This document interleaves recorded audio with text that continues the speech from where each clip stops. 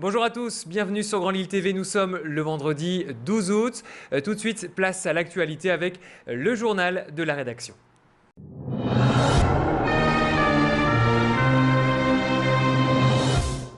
Jeanne Maziot-Capgras retrouvée jeudi soir, c'est dans un taillis non loin du domicile de son ex-compagnon que la quinquagénaire a été retrouvée. Une quarantaine de gendarmes ainsi que la brigade fluviale de la Bassée étaient mobilisés depuis le début de la semaine pour retrouver le corps de cette habitante de Wavrin. Son ex-compagnon avait été retrouvé pendu à un arbre il y a quelques jours dans la forêt de Wavrin. Il est soupçonné d'avoir tué sa compagne avant de mettre fin à ses jours. Vers 17 h, donc un habitant de cette résidence a découvert donc le corps de cette dame que nous cherchons depuis plus d'une semaine. On n'a pas tout à fait une idée précise de ce qui a pu se passer. Une autopsie est programmée pour la semaine prochaine pour préciser avec exactitude les causes de la mort. À Marcq-en-Barœul, on se prépare pour les Jeux Olympiques 2012. En tant que base arrière de Londres, le Nord va pouvoir accueillir des équipes. Le centre équestre régional de Marcq est l'un des sites retenus.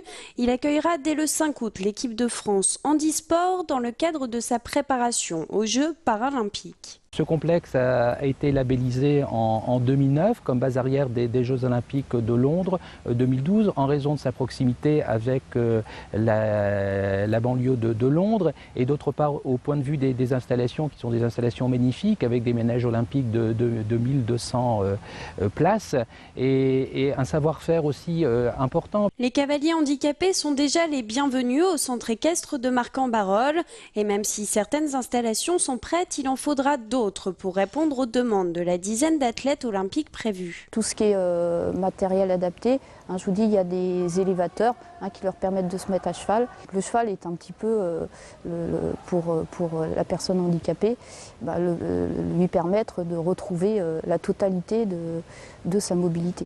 Une question reste en suspens. Après l'équipe paralympique, le centre accueillera-t-il l'équipe olympique? Une question sans réponse pour la direction. Derrière son look peu banal, Benoît Bernard est l'un des 5 chefs étoilés de la métropole lilloise. Son restaurant La Laiterie, il en a fait l'un des établissements incontournables de la région. Après 10 ans dans sa cuisine de Lambersart, le quadragénaire iconoclaste a des envies d'ailleurs. Aujourd'hui, ce qu'il veut, c'est tout quitter. J'ai monté La Laiterie, pas forcément effectivement encore une fois pour m'enrichir, sinon j'aurais peut-être ouvert un McDonald's ou un fast-food quelconque ou un truc qui ramène plein d'argent. Nous, on vit pour de la passion et puis moi, le voyage, aujourd'hui, j'ai 42 balais, j'ai envie de remonter l'Amazonie, d'aller voir le Gange, d'aller en Nouvelle-Papouasie, voilà, d'aller voir un peu ce qui se passe à autre part, quoi. L'année 2012 sera une année charnière pour le restaurant. S'il s'en va, Benoît Bernard l'assure, pas question de faire n'importe quoi.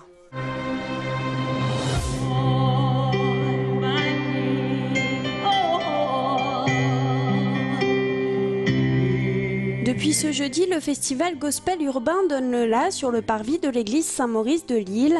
Novices comme amateurs de gospel sont au rendez-vous. L'objectif est de donner à entendre cette musique au plus grand nombre. Ouvrir la musique gospel à un public plus large et moins élitiste. Le gospel n'est pas en fait ce qu'on pense de façon habituelle, le gospel au Happy Day ou In the Sense, mais le gospel c'est bien autre chose en fait. Le gospel c'est l'évangile, l'annonce de l'évangile et donc une certaine façon de louer Dieu qui peut s'exprimer de différentes façons. J'ai beaucoup aimé ce concert où vraiment les chants nous emportent dans la présence de Dieu parce que n'oublions pas que c'est un concert gospel. On ne s'attendait pas à ce que ça soit du gospel comme ça, on n'a pas l'habitude, quoi. Mais il y a une telle foi que c'est quand même extraordinaire. Une foule d'artistes a répondu présent à l'appel de l'organisateur. Tous les styles y sont représentés. Vous avez jusque vendredi soir pour en profiter. Depuis mercredi et durant tout le week-end, une soixantaine de forgerons sont au travail au musée du plein air de Villeneuve-d'Ascq. Pour la première fois, la France accueille une rencontre européenne de métallurgie artisanale. 6 nationalités et autant de techniques se retrouvent ici pour un congrès scientifique autour du métal. 5 jours d'ateliers en plein air où le public est invité à découvrir leur travail. Alors comment travailler le fer? C'est tout un art. On prend le minerai, voilà, ça c'est le minerai, et les concassés. Ces petites palettes, ils vont être jetées dedans avec en alternance du charbon de bois. Le charbon de bois il est nécessaire parce que celui qui fait, effectivement, rajoute le carbone pour faire une réduction, ça veut dire pour faire séparer du minerai le fer du minéral. Tous ont en commun l'amour du métal et des techniques anciennes. Ce week-end, c'est dans la fumée et à la lueur des forges que les visiteurs pourront rencontrer ces quelques 60 amoureux du métal en fusion. Le chantier de l'Ain passe en phase 3 ce week-end avec la rénovation de la chaussée entre Falampin et les Quins côté droit. C'est donc au tour de l'échangeur de Seclin d'être fermé à partir de vendredi et jusqu'au dimanche 21 août. Des restrictions de circulation seront nécessaires durant la modification du balisage. Des ralentissements sont donc à prévoir. Un point maintenant sur les prévisions de circulation pour ce week-end du 15 août. Vendredi classé orange dans le sens des départs et vert dans le sens des retours. Samedi chargé, classé rouge dans le sens des départs comme des retours. Et un dimanche plus calme, classé vert dans le sens des départs et des retours. Lundi, ce sera vert pour les départs et orange dans le sens des retours. Bonne route et soyez prudents. Voilà pour l'essentiel de l'actualité. Dans une poignée de secondes, vous retrouvez bien sûr votre météo et la météo des plages.